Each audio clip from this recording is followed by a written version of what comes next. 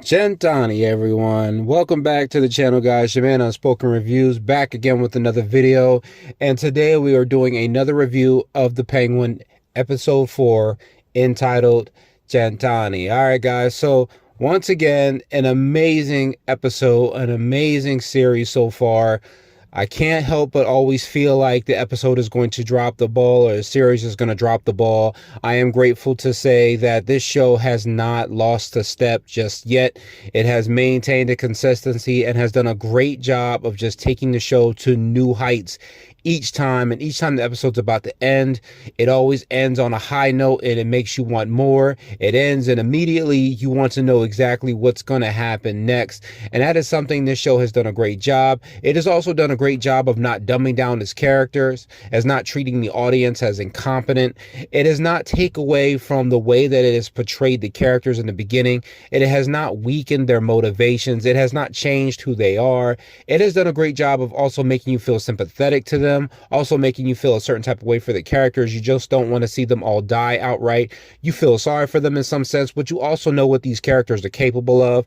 And it's just done a great job of making sure that you remember who these people are in the city of Gotham and what the city of Gotham has done to many of the citizens that we see on the streets and that we don't see on the streets.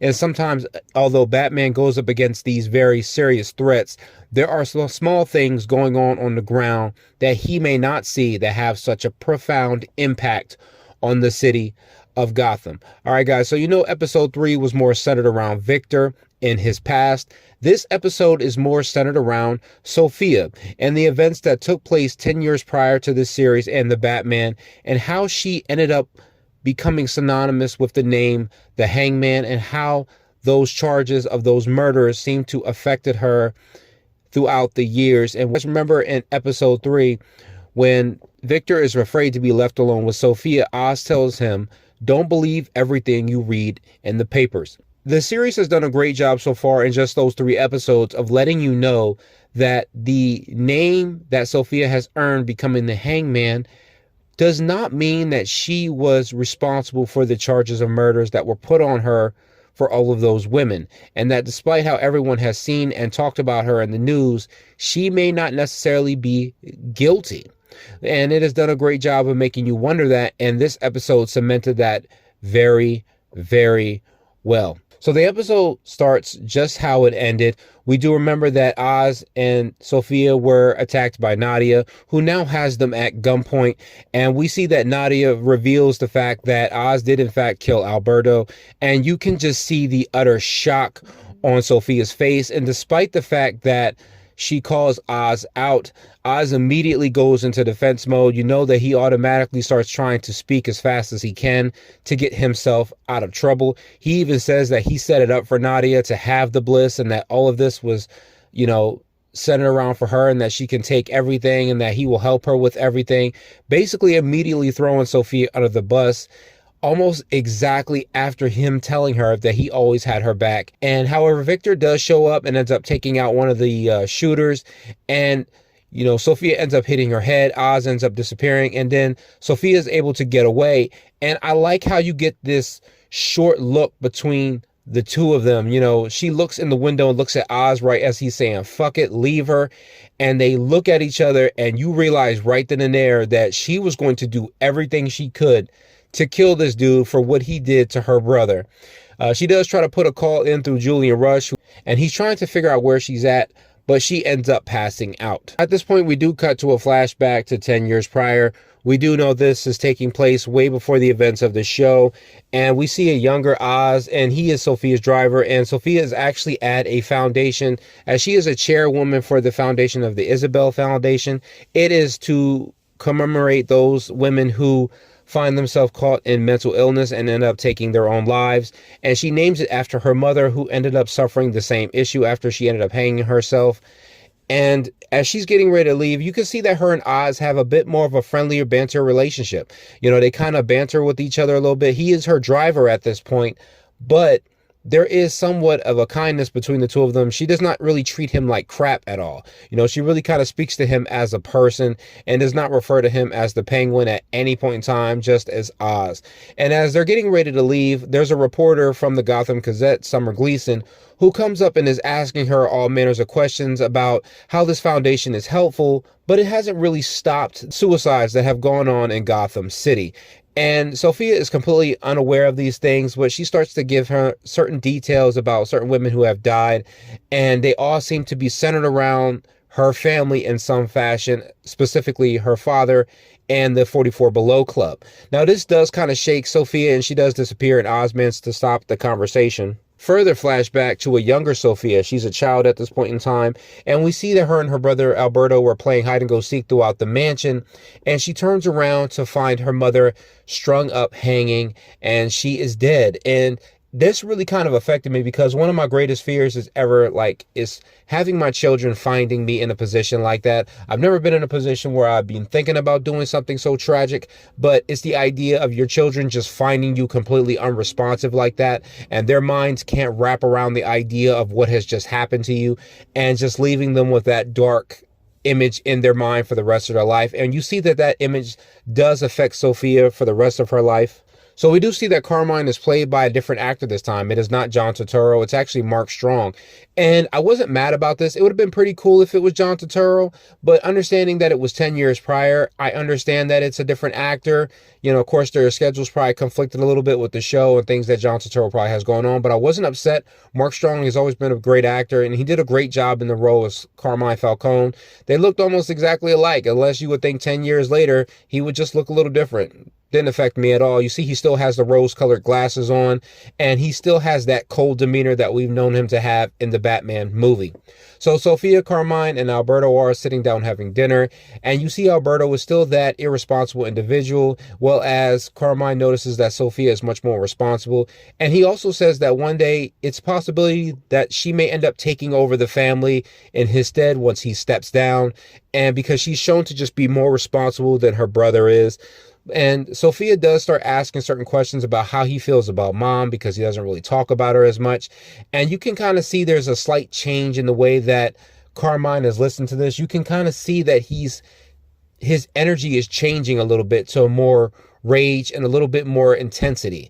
You know what I mean? He's not exactly yelling at her, but you can see he's trying to shut down the conversation as soon as possible and kind of giving that cold shoulder demeanor that makes Sophia want to stop talking about it. Sophia does try to ask Alberto the same questions. However, Alberto is still playing it a little bit fast and loose. He does recognize what their father does do with his job and the choices and decisions he does make, but even though he is still somewhat unsure, he tries to just kind of settle Sophia into not thinking about it as much. As they're having this conversation, you can see that Oz is doing what Oz does best. He's sitting there listening. He's sitting here listening to everything that they're saying. He's not fooled at one bit. You can see that he's definitely searching for that one thing that he needs to take him out of that driver's seat. You can see in his eyes, he's looking for something that they're going to say that he's going to be able to use to get himself into a better position with the family. So Sophia does decide to meet up with Summer Gleason, and when they do meet up, she is showing her all manners of photos, all manners of pictures of women who have died and have gone unnoticed in certain police reports, or certain pieces of evidence that have gone unnoticed, such as the strangulation marks. Each of the women that in question who have died from strangulation. However, the strangulation marks are more in line with hands and not rope the way they are found. However, the Gotham City Police Department isn't exactly pushing the evidence that they find. They're just kind of letting it go. And it's a possibility, as Summer Gleason sees it, that Carmine Falcone may be responsible for the deaths of these women, because the latest victim is from the 44 Below Club, and all of them in some form or fashion either work for the Iceberg Lounge or 44 below. And as this is going on, Sophia does have a quick flash of seeing the defensive wounds on her mom's fingertips, as well as when her father does find her, standing below her mother's body, he immediately grabs her, and you can see the marks on his hands, the defensive wounds on his face.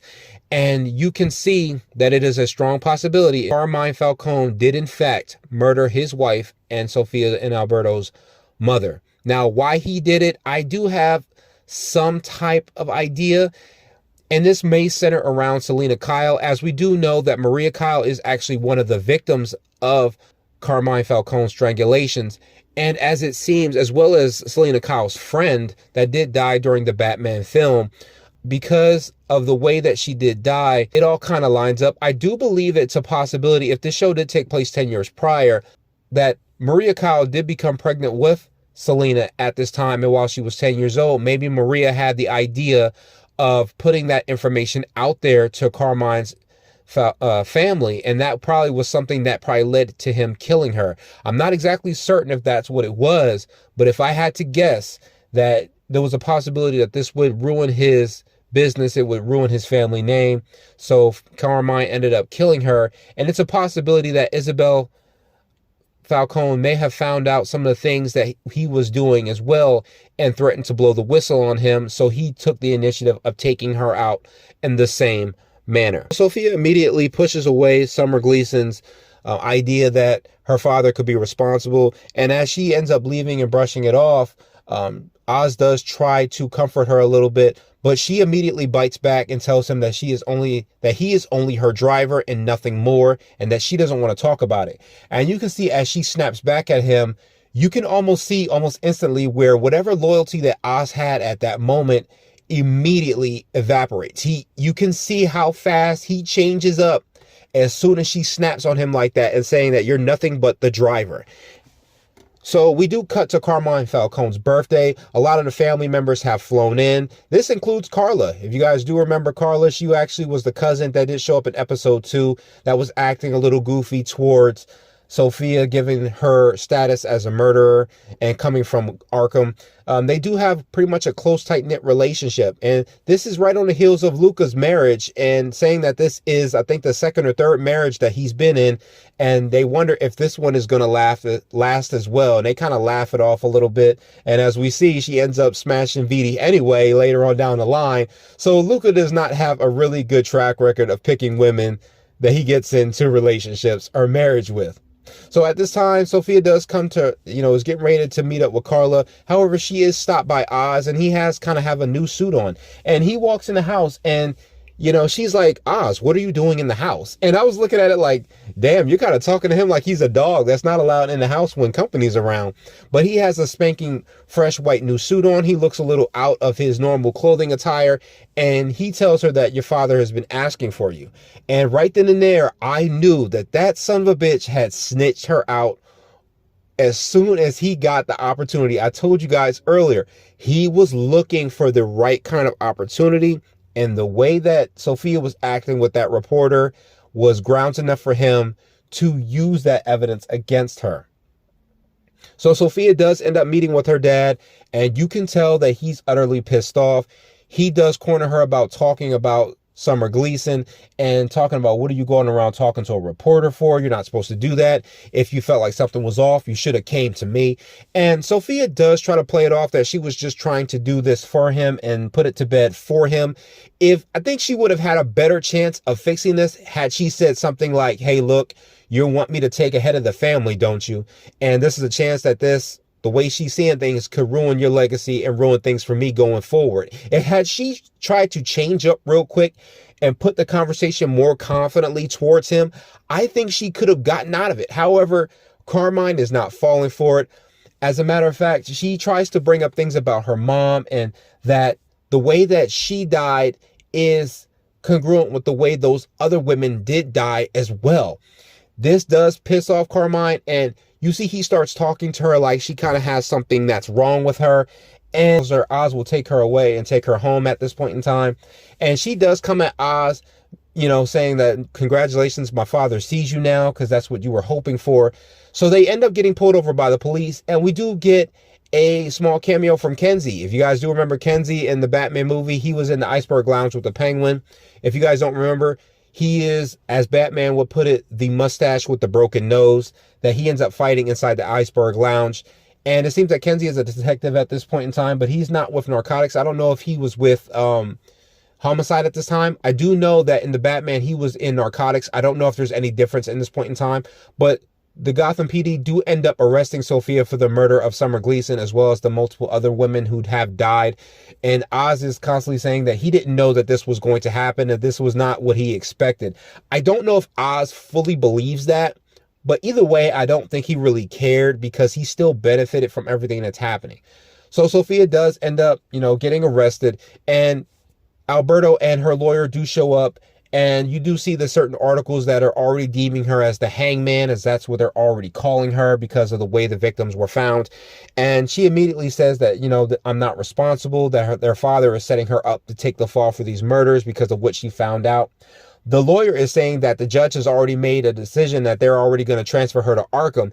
And it's so fast how all these charges pin up on her, but just how fast all decisions are being made across the board in the legal system. Just to show the reach that Carmine Falcone does have in the city. He's already has the lawyer working against her, the very lawyer that is supposed to be representing her, the cops, the judge, the DA, everybody is on his side and on his payroll in such a way that things are just moving forward. And Alberto tries to comfort her and tells her that she can get through these next 6 months through the psychiatric evaluation, and that 6 months that she'll be out. And she is transferred to Arkham. And you just see, as a person who worked in corrections before, I have seen this multiple times where inmates are just stripped down. They're forced to be naked. There's, checked all over the place. She's pretty much being treated like an animal. And it's actually a standard thing that does happen in anything that's a mental institution or a prison. You have to be checked that thoroughly. But I think it's just kind of heartbreaking because Sophia is not responsible. That she didn't do any of these things. They're all being pinned on her. So as you're seeing these things unfold, it's heartbreaking to see such a young girl who was vibrant and just wanted to do something positive for the city is being subjected to something like that. So she does end up meeting Dr. Ventus and Julian Rush for the first time. These are the two doctors that she's going to be dealing with. And we do end up meeting another character known as Magpie. Now, it's another inmate that's in the cell next to her. Now, the way the voice came off high pitch, I was like, wait a minute, is this Harley Quinn? And I know that, according to Matt Reeves, he wasn't trying to do everything the same in the comics, although I'm not really familiar with that character. If you guys know more about her, please let me know in the comments. That's not a character that I know much about. I'm probably going to have to read up on her at some point in time. I'm definitely going to have to do that. Didn't really get a chance to do that just yet prior to the reviews. But if you guys know more about her, please drop down in the comments. Let me know more about her before I ended up reviewing it and learning more about her. So Magpie does try to come off as her friend, and she's singing this song known as The Hangman. And you know that as it's echoing in her ears, that's the same song that she was hearing in episode 2 or in the episodes prior, where she just felt this overbearing feeling of how people view her as a murderer. So as we get to a lunch scene where Sophia is actually now around a bunch of the other inmates, you see everyone has already heard about her. Everyone's calling her hangman. Everyone's like kind of whistling at her.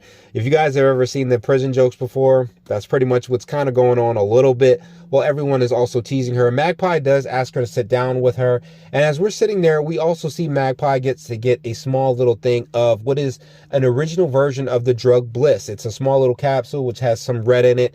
And she ends up taking it. And you can see she starts to kind of calm down and relax. And she kind of goes distance. And she says, I get this whenever I'm being good. This is what they give me. They give me this red candy whenever I'm doing good the way I'm supposed to be doing. So at this point, we do see another inmate who is unchained, and she's just kind of walking through the lunch area. And Sophia is kind of letting everyone know, like, hey, is she supposed to be unchained? And the female inmate ends up attacking her and ends up beating her within the, like, kicking her and beating her up. And you can just tell that at this point, when you think about Arkham, you know that from all types of forms of the Batman media, whether it be comics or the animated versions, that Arkham Asylum does not really do a great job of helping rehabilitate their inmates. It's actually a lot as worse as Gotham at that point. It's almost like the most infected wound that Gotham has in the city is Arkham Asylum, because it doesn't really do anything for these inmates at any point in time. It just more so either corrupts them further or tortures them in an event to make it look like they're trying to rehabilitate them. And this is kind of evident the way that this woman is pretty much unchained and nobody knows anything about it. Nobody's even doing anything about it. You don't see security rushing her, nothing. The woman is just beating Sophia up. And as she wakes up, she does berate Julian, saying that, you know, she was unchained and no one did anything about it. And Julian was just like, oh, they're looking into it. And you can just kind of tell how he just kind of brushes it off a little bit. He doesn't exactly believe Sophia, although you can see he is a little bit sympathetic with her. He's not exactly like a closed off dick like Ventus is. As a matter of fact, Ventus decides to put her in electroshock therapy to try to control her thoughts. You can see that's a possibility that he's actually being paid by Carmine Falcone as well in an attempt to drive Sophia a little bit crazier. So that way she is stuck there and that she has nowhere to go. And we see that Julian does start to believe her a little bit more as she is constantly saying that she's innocent and she didn't kill anyone, because this electroshock therapy is going on multiple times. And as it's going on, her brain starts breaking a little bit and she starts to find herself back in her, back in the mansion where she actually finds her mother dead, hanging up. And it's such a sad thing to see the way her mind is breaking at this point in time. So we do cut to a scene where Alberto does come to visit Sophia. However, he does come with some bad news, as Dr. Ventus has said that she is unfit to stand trial, so the judge will not be seeing her for the case. And this upsets Sophia because she's saying that she did everything that she was supposed to do. And for 6 months, she did everything that she had to do and everything that they told her to follow in order for her to get the trial that she wants. However, you can see she has a complete mental breakdown. She does acknowledge that their father has set her up and that she's going to die in here. And you can see she's just done at this point. Whatever fight that she had in those 6 months is completely up. And she just kind of stands up and walks away, although Alberto is pleading with her that he's going to find a way to get her out.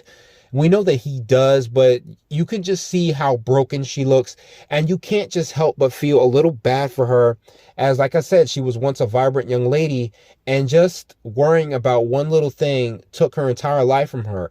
And not just her father, but their entire family as well has betrayed her. So she even goes back to lunch and she's still zoned out. Magpie tries to talk to her a little bit. And at this point in time, you do realize that she sees everyone as a potential threat or potentially working for her father. So she does ask Magpie, is he paying you? Is Ventus paying you by giving you candy to snitch on me? And you see Magpie tries to kind of put it up like she doesn't know what she's talking about. And she tries to say, I'm your friend. However, Sophia does end up killing her by smashing her face into the table several times. And it is the first time that she ends up taking a life. And she says, I'm effing innocent. And she's looking at Ventus with just this dark look in her eyes. And I'm sitting there thinking to myself, I'm like, yo, Ventus, you look a little too confident, brother, because I would have been nervous as shit at this point. You know what I mean? Because you pissing somebody off like that at this point in time, bro, that means your life is forfeit at this moment. You drop the ball at any point in time, dog, you are done. So we do cut to the present day right after this. She does wake up in Julian's office. He has gotten her dressed in some clothes and he's, basically letting her know what has happened to her and that he was worried about her. However, Sophia does not really trust his intentions because he spent all this time not helping her the entire time that she was in there, and that as soon as he had the chance, he quit. She also makes a note of saying that every man that she's ever crossed paths with has always wanted something from her in some way. She even brings up the fact that Oz betrayed her, that he used her and still backstabbed her the first chance he got, and that she's not the one that's broken, but the rest of the world is. So we do see that she does end up coming to the dinner for the family, and the entire family's there. Luca, Carla, Migo, Vidi, everyone is there at this dinner, and she shows up and you see she's pretty much not worried about offending anyone. She walks in, the whole family goes silent. Nobody's happy to see her. She ends up sliding into the chair a little bit. She even acts a little goofy along with Gia a little bit, Carla's daughter. And, she, as Luca is talking and trying to make a toast, she ends up saying that she liked to say a few words. And she pretty much berates the family for letting her down because she knows about all of the testimonies that all of them made and all the letters they wrote saying that she was responsible for those murders. She names off all the names of all the women who have died. And you can see that she hasn't forgotten a single one of them. You know, she hasn't forgotten a single person that died at the hands of her father. And she's just more pissed off that everyone just, you know, went along with it and let her fall the way they did and did nothing to stop it. You see, Vidi tries to stand up to her a little bit, and she kind of shuts that down almost immediately, because you know what she knows, and she could immediately put that shit out, and Vidi just shuts the fuck up right at that point in time. He immediately just stops talking. You know, Carla tries to be a smartass, and she shuts that down almost immediately, and she makes a toast, and she makes the toast Centanni, which a lot of people don't know is actually 100 years of good fortune, I believe. Let me know if I'm wrong, which is kind of ironic considering the fact of, you know, what's going to happen next at this moment. But she says that she's also just done with the family and she's ready to just start a new lease on life. And so we do see that she's kind of standing alone in the room, and she looks at this picture of both her and Alberto together as kids. And it cuts to her taking Gia out to the greenhouse to have some cake. And as this is going on, they both fall asleep as she's telling Gia that, you know, as Gia does say, hey, you know, my mom said that you're responsible for all these horrible things. And Sophia does admit that, yes, I've done some horrible things, but not all the things that everyone is saying. Gia does end up falling asleep, as well as Sophia. And as Sophia wakes up, she tells Gia to go back to sleep. And we see that everybody in the household, the entire family, is dead. Everyone is just out, laid out dead. And you see that she has a gas mask on her face, as apparently that she released gas into the household and just completely wipes out the entire Falcone family. Everybody is dead except for Vidi. Vidi is still alive. You know, she has opened up his window so he doesn't die. I think she still needs him to go through with the Bliss deal. And it is just, you know, she has him at gunpoint, and it was kind of good to see Sophia get back a little bit. I know that an eye for an eye doesn't always fix everything, but in this point in time, you see that Sophia is immediately done with just trusting anyone at this point in time. After what Oz done to her, what the family has done to her, you can see that she is just finally ready to embrace this side of her that makes her a Falcone. She literally has become everything that her father hoped that she would be, despite the fact that she was not responsible for any of the murders that were pinned on her. And it's kind of satisfying. I can't lie. It was satisfying to see her get back a little bit. And I'm excited to see what she's going to do with Vidi. Also, you know, I was kind of hoping that Vidi was going to get his get back a little bit for what he was doing with Luca's wife. I kind of thought that that's where it was going. It would have been pretty hilarious if she had outed Vidi right there at dinner, and then Luca ends up, you know, pretty much putting the hurt on Vidi. And then next thing you know, then she gassed everybody. But, you know, the show didn't play it that way. I was perfectly fine with it. Oh, man, I'm just excited to see. I did see some of the previews for episode 5. I gotta say, this show has been doing it, guys. It has been doing a great job. I'm excited with everything that I have seen. And not once have I really thought too much about where's Batman. I gotta say, that is something great. When, like, I know that I put that in my last video as a question mark as to where's Batman. I answered that question. But as I'm watching this show, Batman is not really crossing my mind that much. I'm more focused on these characters. I'm more focused on how these families are going to go at it, how it's going to change things, because Sophia, she is the last remaining member of the Falcone family other than Vidi and Gia. They're the only ones left. However, the Maroni family still has a whole legion behind them. And there are several different families around the city. It kind of makes me wonder, how is this going to change things for Sophia? How is she going to put herself in a position where she is still a threat to the other families surrounding her? How is Oz going to defeat this issue? Because he may think that the Maroni and the Falcones are the only issues that he has. But now with the Falcones gone, there's going to be much more of a scramble for territory. Sophia's going to have to figure out how she's going to hold on to that territory. And Oz is going to have to figure out how he's going to fix the Maroni issue, while at the same time making sure the Falcone territory does not grow back after it's already been taken down a notch. So I'm excited to see how Oz gets out of this. I'm excited to see how he fixes this issue with Sophia, because I'm telling you right now, that look in that woman's eyes, there is no more trust in between the two of them. She's going to do whatever it takes to get back at Oz. And I already have an idea of what she's going to do as soon as she finds out about it.